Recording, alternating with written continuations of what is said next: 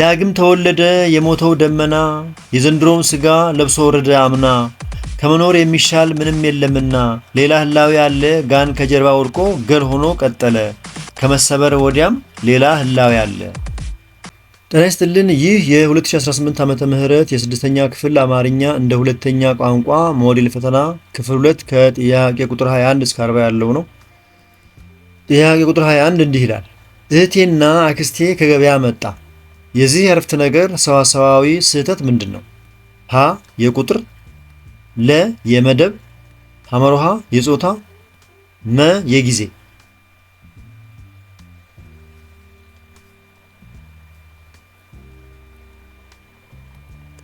የቁጥር ካላችሁ ትክክል ነው።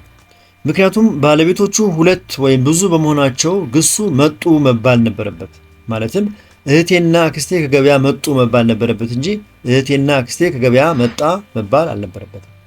ስለዚህ ስህተቱ የቁጥር ነው። 22ኛ በጽሁፍ ውስጥ ቁንጽል መረጃን ፈልገን የምናነብበት የንባብ ስልት ዳሽ ነው።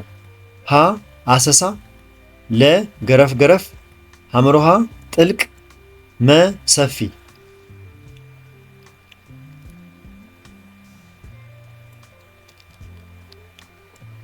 የዚህ ጥያቄ ትክክለኛው መልስ አሰሳ የሚለው ነው። አሰሳ አንድን የተወሰነ መረጃ ብቻ ለይቶ ለማውጣት የምንጠቀምበት ፈጣን የንባብ ስልት ነው።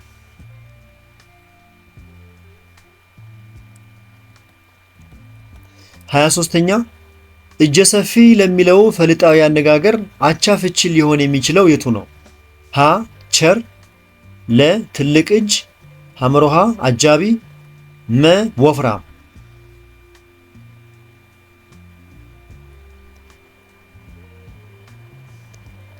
እጀ ሰፊ ለሚለው ትክክለኛው ፍቺ ቸር የሚለው ነው።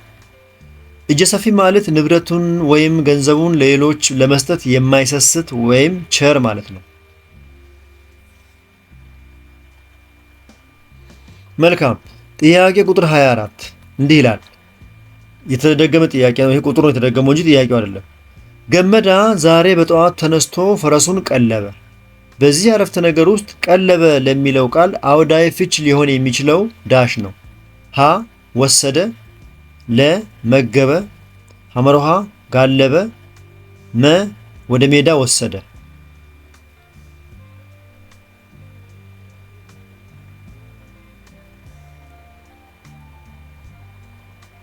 ትክክለኛው መልስ መገበ የሚለው ነው። ቀለበ በዚህ አውድ እንስሳትን መመገብን ያመለክታል።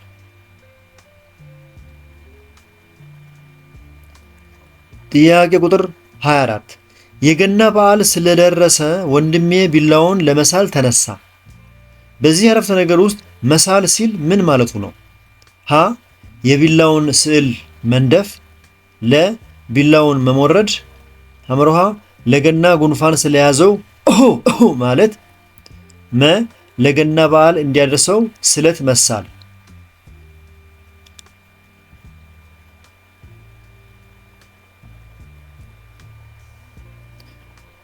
የዚህ ጥያቄ ትክክለኛው መልስ ቢላውን መሞረድ የሚለው ነው። ቢላዋን ስለት እንዲኖረው ማድረግ መሞረድ ወይም መሳል ይባላል።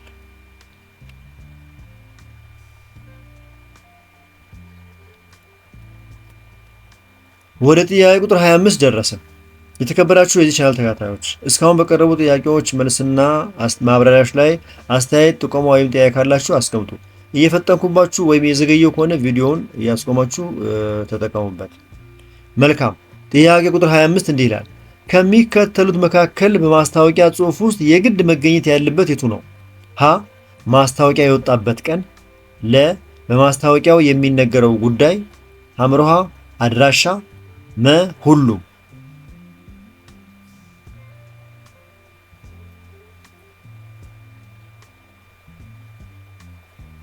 ትክክለኛው መልስ ሁሉም የሚለው ነው። ውጤታማ ማስታወቂያ ቀን፣ ዋና ጉዳይና አድራሻን ማካተት ይኖርበታል።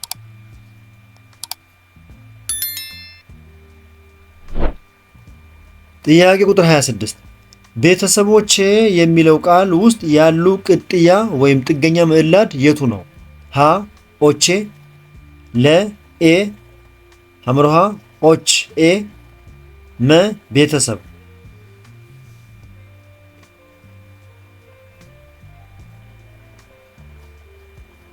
መልሱ ኦች ኤ የሚለው ነው። ቃሉ ቤተሰብ ከሚለው ነፃ ምዕላድ ኦች የብዙ ቁጥር እና ኤ የርስት አመልካች ጥገኛ ምዕላዶች የተመሰረተ ነው።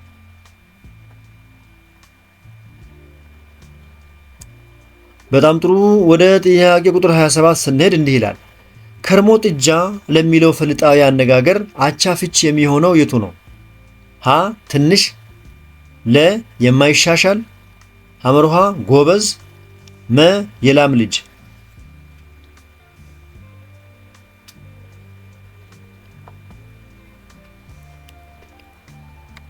ከርሞ ጥጃ ማለት የማይሻሻል ማለት ነው ካላችሁ ትክክል ነው።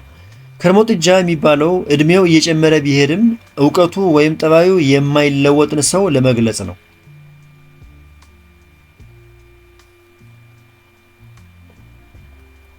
28ኛ ባህል ብሎ ቴክኖሎጂ ካለ ይህ አይነት የቃላት ፍቺ ዳሽ ይባላል። ሀ ተመሳሳይ ፍቺ፣ ለ ተቃራኒ ፍቺ፣ ሐመርሃ አውዳዊ ፍቺ፣ መ ፍካሪያዊ ፍቺ።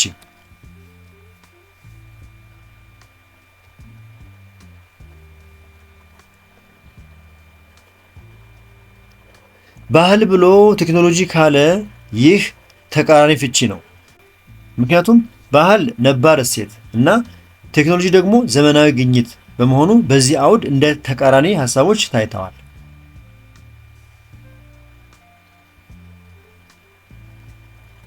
ጥያቄ ቁጥር 29 የከበደ እህት መልከ መልካም ናት። የተሰመረበት ቃል ተመሳሳይ ፍቺ ዳሽ ነው። የተሰመረበት ቃል መልከ መልካም የሚለው ነው። ሀ ደሃ፣ ለ የተረጋጋች፣ ሐመርሃ ቆንጆ፣ መ ጥሩ ምግባር ያለው።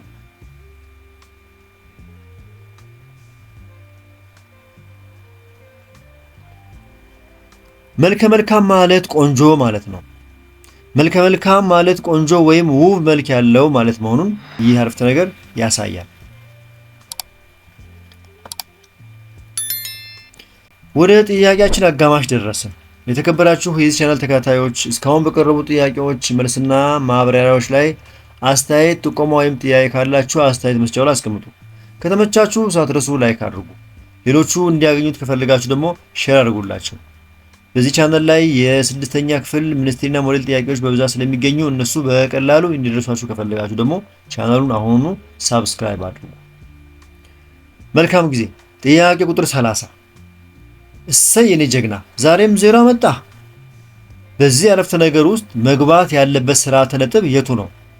ሀ 4 ነጥብና 2 ነጥብ፣ ለ 1 ነጥብና ነጠላ ሰረዝ፣ ሐመርሃ ትምህርተ ስላቅና 4 ነጥብ፣ መ ድርብ ሰረዝና ትምህርተ ጥቅስ።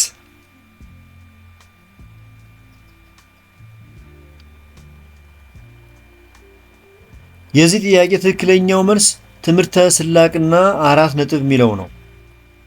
አረፍተ ነገሩ ጀግና ብሎ ዜሮ ማምጣትን ስለሚገልጽ የስላቅ ንግግር ነው። ስለዚህ ትምህርተ ስላቅ ያስፈልገዋል። ጥያቄ ቁጥር 31 ተመሳሳይ ሙያ ያላቸው ተከታትለው የሚመጡ ቃላትን ለመለየት የሚያገለግል ስርዓተ ነጥብ የቱ ነው? ሀ እዝባር፣ ለ ድርብ ሰረዝ፣ ሐመርሃ 4 ነጥብ፣ መ ነጠላ ሰረዝ።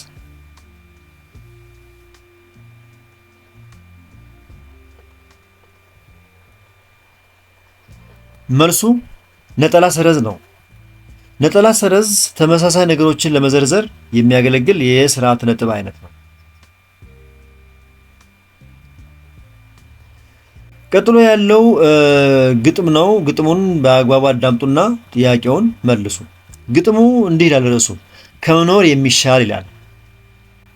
ዳግም ተወለደ የሞተው ደመና፣ የዘንድሮውን ስጋ ለብሶ ወረደ አምና።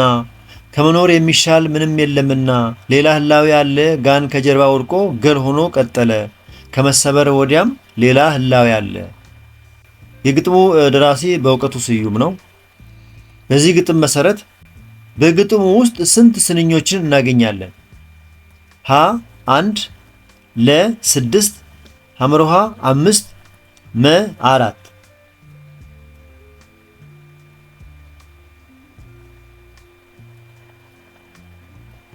ትክክለኛው መልስ 5 ነው።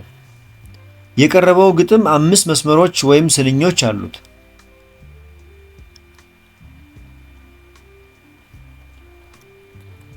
33ኛ በግጥሙ ውስጥ የተላለፈው ጭብጥ ወይም ዋና መልእክት ምንድን ነው? ሀ በህይወት ተስፋ መቁረጥ ይገባል። ለ ከመሰበር ወዲያም ቢሆን ሌላ አዲስ ህይወት አለ። ሐመርሃ ከመኖር የሚሻል ህይወት አለ። መ ሁሉም።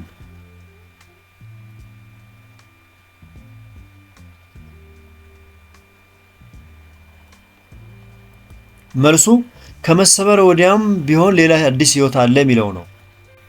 ግጥሙ ከመሰበር ወዲያም ሌላ ህላዌ አለ በማለት ተስፋን ይሰብካል።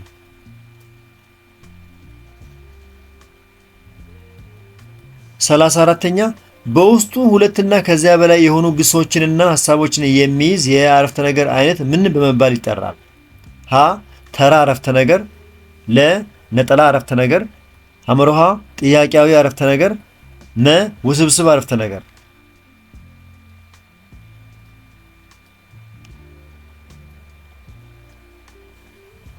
መልሱ ውስብስብ አረፍተ ነገር ነው።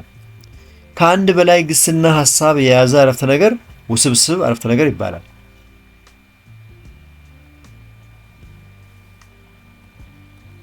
ጥያቄ ቁጥር 35 ይሄም የተደገመ ጥያቄ ነው። ከሚከተሉት አረፍተ ነገሮች መካከል ውስብስብ አረፍተ ነገር የሆነው የቱ ነው? ሀ ከጥቂት ደቂቃዎች በኋላ ወደ ቤተ ሙከራ እንገባለን።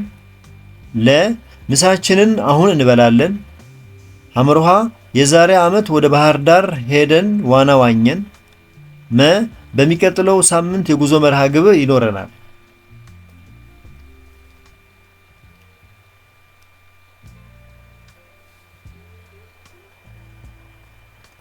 መልሱ የዛሬ ዓመት ወደ ባህር ዳር ሄደን ዋና ዋኘን የሚለው ነው። ሄደን እና ዋኘን የሚሉት ሁለት ግሶችን ይዟልና።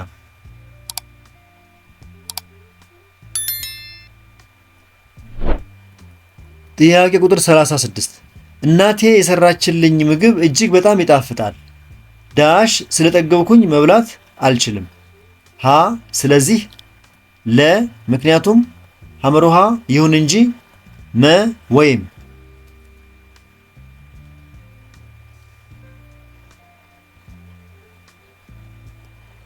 ትክክለኛው መልስ ይሁን እንጂ የሚለው ነው። ይሁን እንጂ ተቃራኒ ሐሳቦችን ማለትም መጣፈጥና አለመብላትን ለማገናኘት ያገለግላል።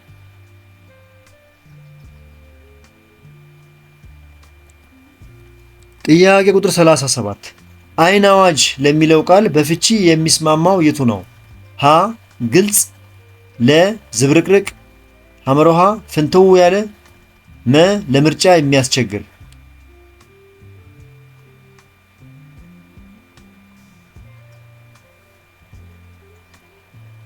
መልሱ ለምርጫ የሚያስቸግር የሚለው ነው። አይን አዋጅ ማለት ለምርጫ የሚያስቸግር ማለት ነው።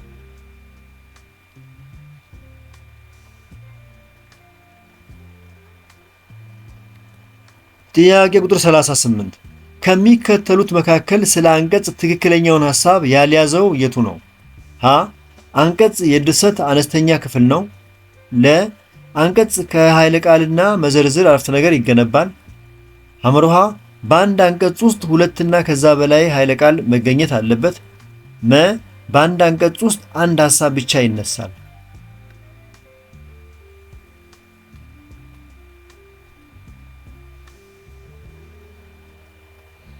የ38ኛው ጥያቄ ትክክለኛው መልስ በአንድ አንቀጽ ውስጥ ሁለትና ከዛ በላይ ኃይለ ቃል መገኘት አለበት የሚለው ነው።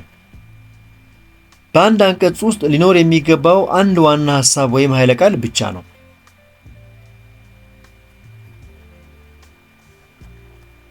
ጥያቄ ቁጥር 39 ከሚከተሉት አማራጮች መካከል ስለ ማስታወሻ አያያዝ ትክክለኛ ሐሳብን ያልያዘው የቱ ነው?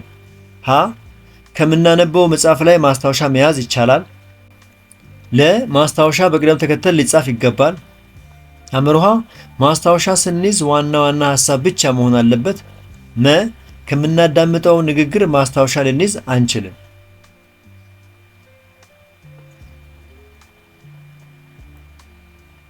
የዚህ ጥያቄ ትክክለኛው መልስ ከምናዳምጠው ንግግር ማስታወሻም ልንይዝ አንችልም የሚለው ነው። ምክንያቱም ንግግርን በማዳመጥ ማስታወሻ መያዝ የሚቻልና የተለመደ ተግባር ስለሆነ።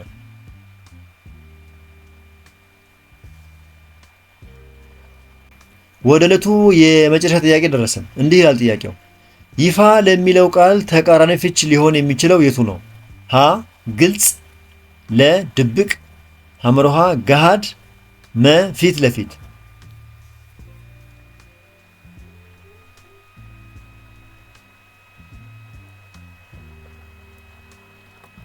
ትክክለኛው መልስ ድብቅ የሚለው ነው።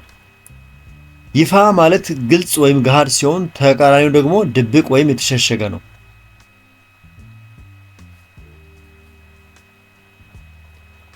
የተከበራችሁ የዚህ ቻናል ተከታታዮች እስካሁን በቀረቡ ጥያቄዎች መልስና ማብራሪያዎች ላይ አስተያየት፣ ጥቆማ ወይም ጥያቄ ካላችሁ አስተያየት መስጫው ላይ አስቀምጡ። ከተመቻችሁ አሁኑ ላይክ አድርጉ። ሌሎቹ እንዲደርሳቸው ከፈለጋችሁ ደግሞ ሼር አድርጉላቸው። በዚህ ቻናል ላይ የስድስተኛ ክፍል የሚኒስትሪና ሞዴል ጥያቄዎች በብዛት ስለሚገኙ እነሱን ለማግኘት ቻናሉን ሳብስክራይብ አድርጉ። እየፈጠንኩ ወይም እየዘገየሁ ከሆነ ያቀረብኩላችሁ እናንተ በሚመቻችሁ መንገድ እያስቆማችሁ ቪዲዮውን ተከታተሉት። በአንዳንድ ቦታዎች ላይ የቃላት የሐረግና የስርዓት ነጥብ አጠቃቀም ግድፈት ስለሚኖር እነሱን በትዕግስት እለፏቸው። በሌላ የትምህርት አይነት እስከምንገናኝ ድረስ መልካም የፈተናና የጥናት የዝግጅት ጊዜ ይሁንላችሁ። መልካም ጊዜ። ቻው።